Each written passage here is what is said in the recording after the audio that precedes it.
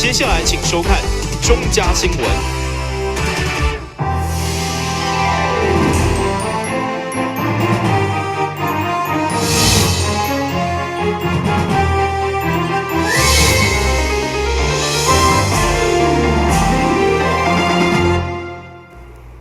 各位观众，欢迎收看8月12号中嘉台南电影新闻。因家中原普渡台南市政府维持推展家团城市理念无烧纸钱，上午伫永华市政中心由市长赖清德带领首长甲员工上香进行普渡的祭拜仪式，以表达对先人的追思。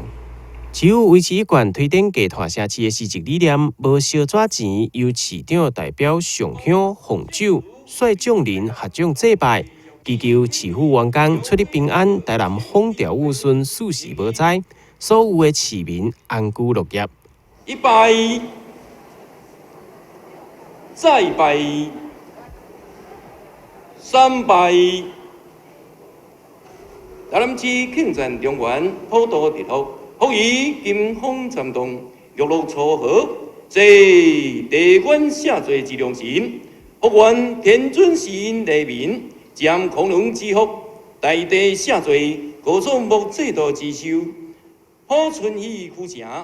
停水。为着要落实家团城市的理念，市府也呼吁民众做伙响应以工代赈，或者是以米代赈的政策。以工代赈除了维护空气品质，省下烧纸钱的开销，更能帮助台南市贫困学童甲弱势团体。为着要方便民众响应，便利商店也会当受理台南以工代赈捐款，希望大家多加利用。台南新闻张伟忠、郭博义采访报道。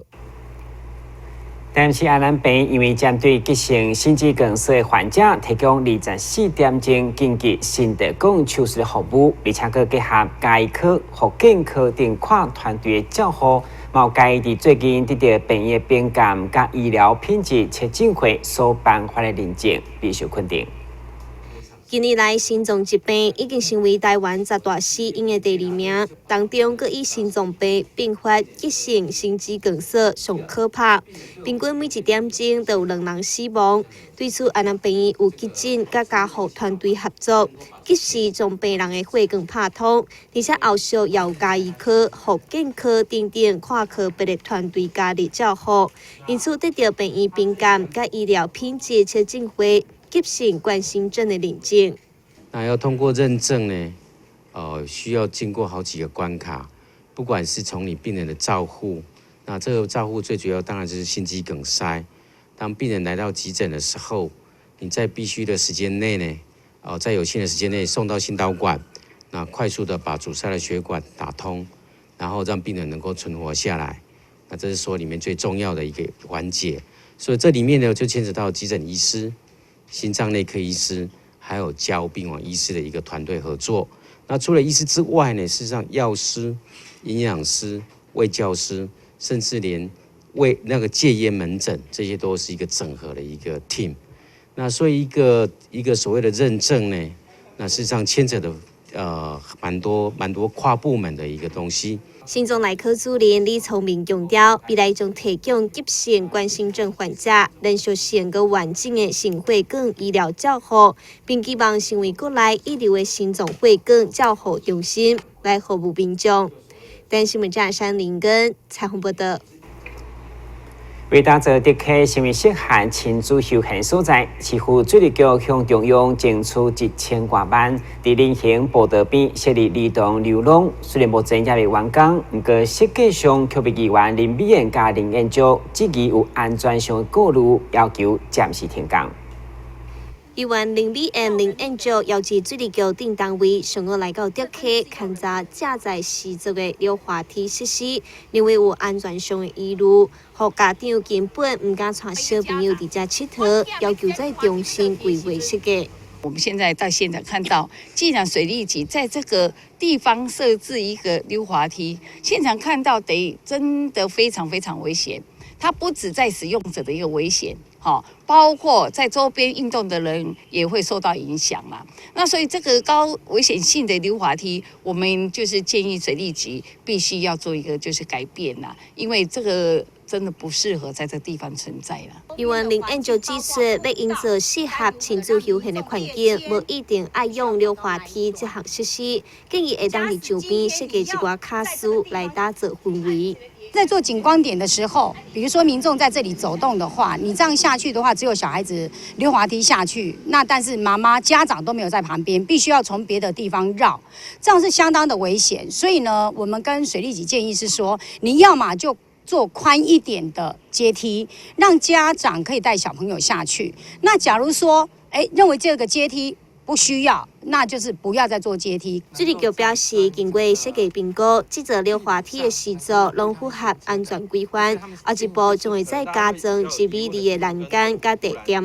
来增加安全性。但同时也答应未来会伫兼顾实用性甲安全的条件之下进行规划。在实务上，跟安全上，是不是能够再有更周延的考量哈？这个部分，那我们会务实虚心来检讨。那我们会回去，就是刚刚包括2位议员还有当地民众给我们的意见，就是一定要朝向实用上、运用上要务实，安全的考量要周延。这2点我们会确实的来检讨。对此，议员要求先暂时停工，而水利局也回应，伫经过查验进前会暂时保留。但新闻站山林根采访报道。台湾的焚化炉地渣四季流传，但社区大学上午的指出，新地点就位伫安南区安中路6段的土城工业区固定地，而且根据发现，开发倾倒焚化炉地渣，敢若短短半冬就加出10万吨，这期根本是有人包票。台南社区大学最近伫咧安南区安中路又搁发现非法倒焚化炉地渣的代志发生，而且倒的面积相当大。现场调查发现，除了焚化炉地渣，也搁有不锈钢还原渣、重金属含量全部拢超标。经过追查，发现这批来自台北、苗栗的废弃物，全部拢是由台中全精英公司所处理的业务。另外也指出，台南伫咧短短半冬就加出10万吨的炉地渣。那我们知道说，焚化炉底渣它是需要经过破碎、筛分然后水洗那我们要问的是，这些根本都没有经过适当的处理嘛，所以这个就是可能就是焚化炉底渣就直接再来倒了嘛。那我们知道现在这一场主要的污染是全精英公司那全精英公司它是处理苗栗市跟台北市的焚化炉底渣。那我们要问的是，台北市的焚化炉底渣跑到我们台南市来了吗？第二个我们发现说，这些焚化炉底渣的主管其实是那个环保署会管处啦那我们有一个文发现我们的环保署会管处的处长竟然扮演帮业者关收的角色啦。那这样子，我们可以相信他以后说要请专家去做稽查，或者我们说他会提升焚化炉底渣的品质，有可能吗？就不知道说像我们环保署的会管处是站在人民这边，还是站在业者这边？我们要跟环保署问的是，我们这样的野蛮游戏一定要继续下去吗？我们每埋一块，我们就失去一片净土。我问大家，这样子食品会安全吗？这样子我们的海产会安全吗？这样子我们的子孙未来怎么生活在这块土地上呢？这批伫咧安中路所采集的炉地渣，经过检测发现重金属含量全部拢超过土壤管制标准，要求环保局应该依照废氢法开发并清除。台南市环保局对此表示，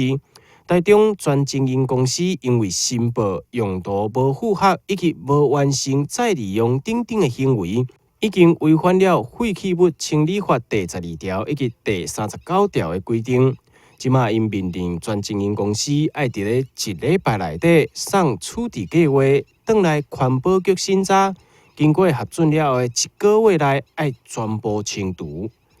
台湾新闻张伟忠、郭博义采访报道。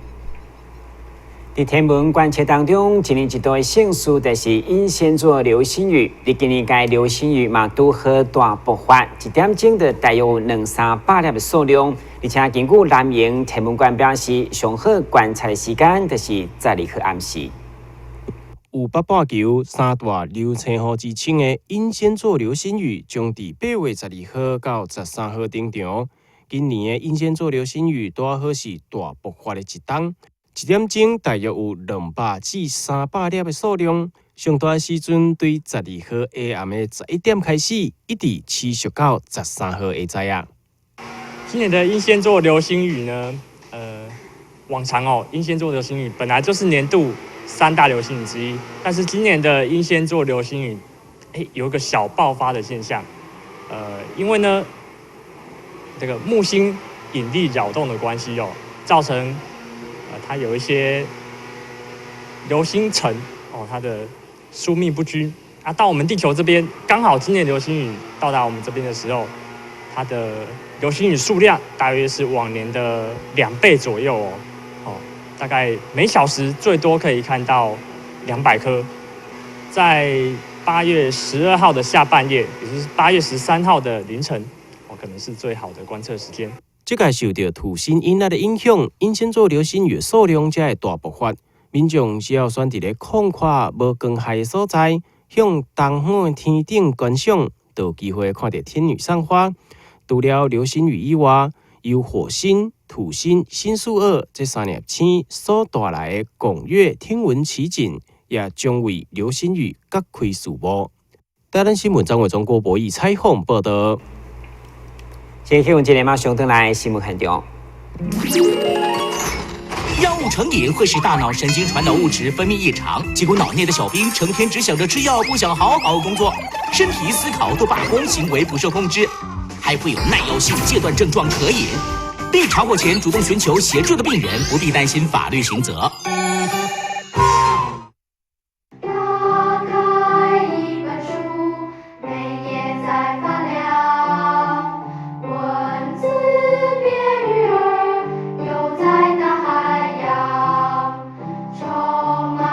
欢迎你和我一起来收看《非读不可》，台南爱读册。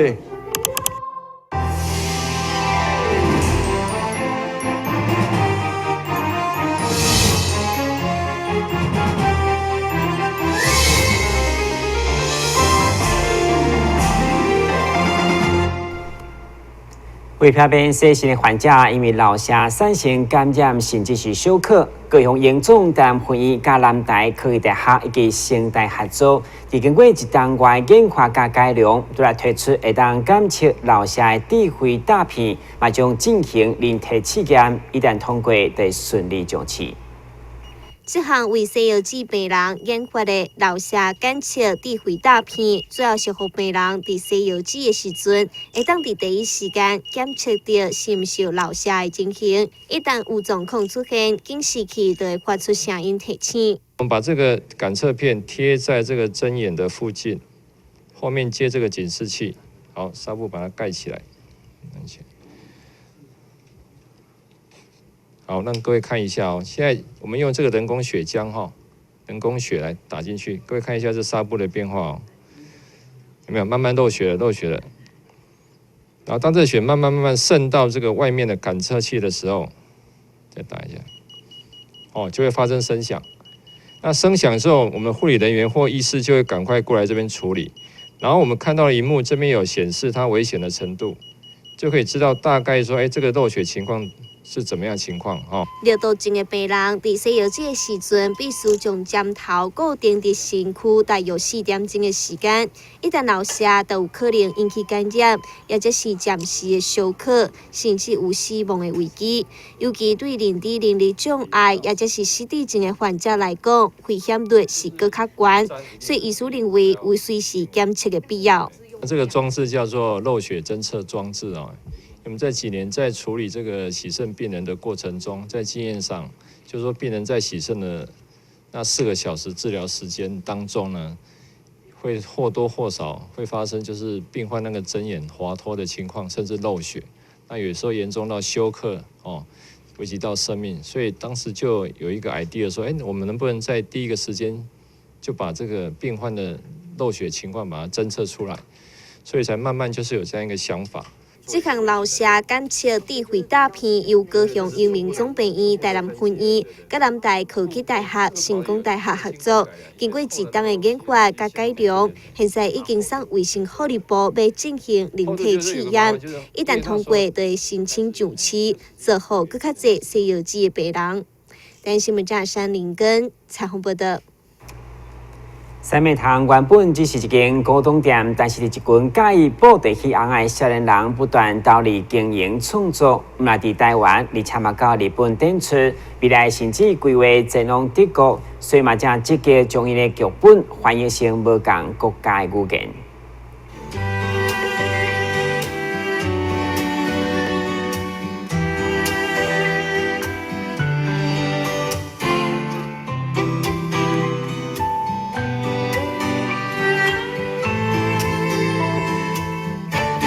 三美堂的精致布袋戏红仔，每一身造型拢非常特色，服装更是用尽心思设计，就是安尼用心，互因累积愈来愈侪粉丝。不只是台湾国内，甚至有国外的喜爱者。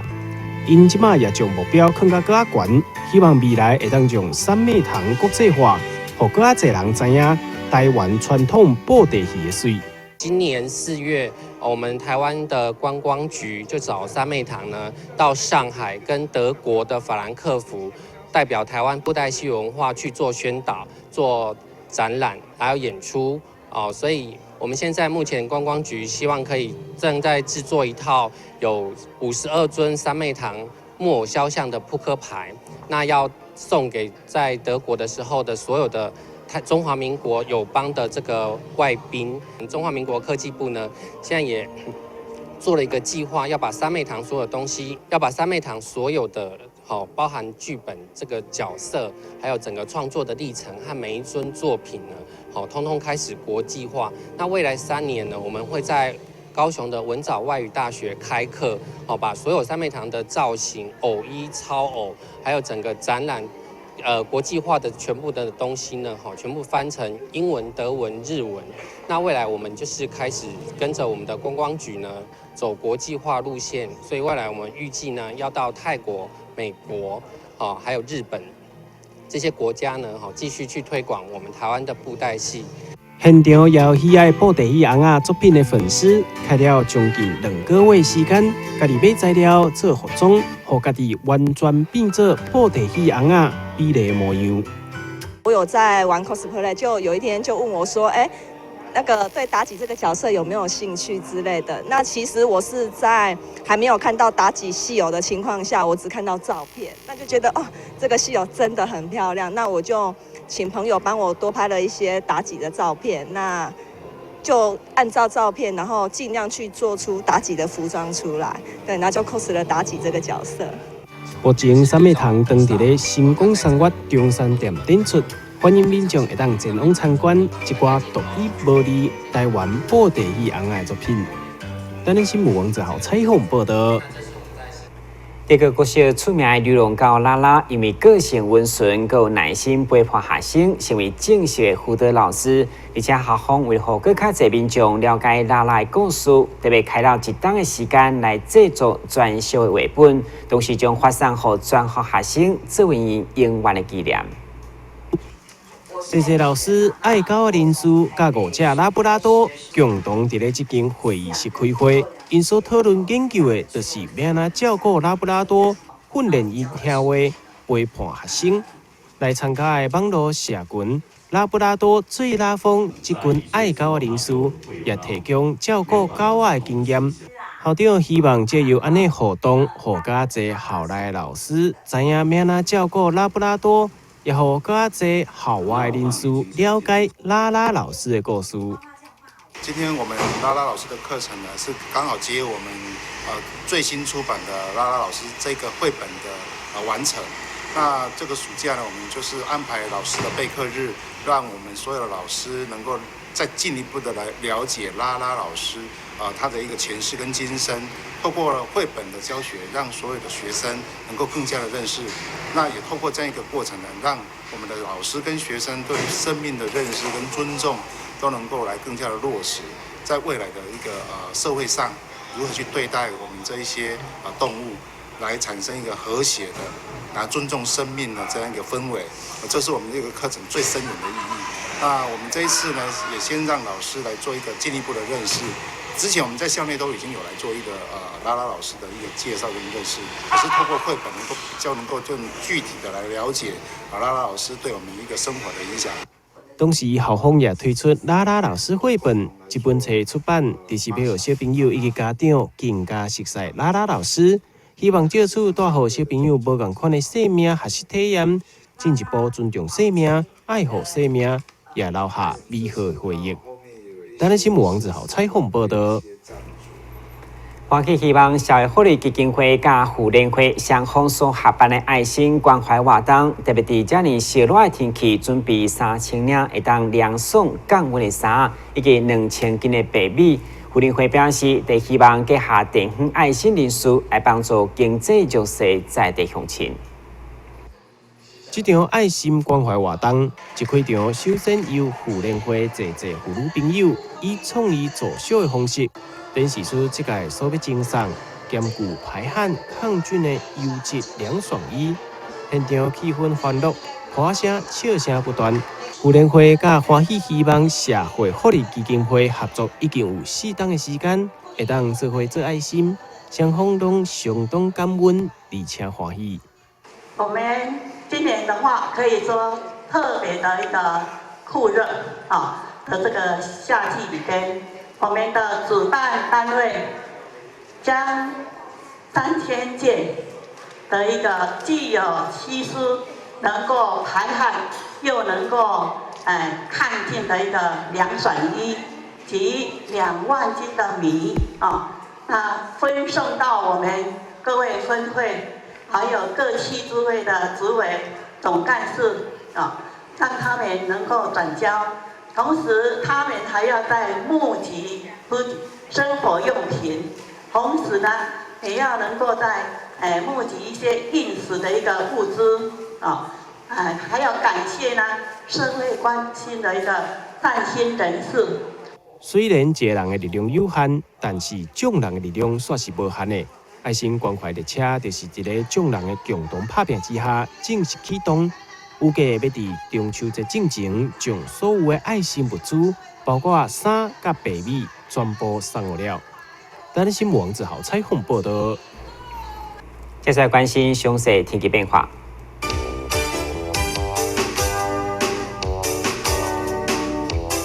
现在是乌云对将准雨，今是雷雨天气，温度27度到32度，落雨几率4成。海面平均风力5级到6级，上大阵风9级。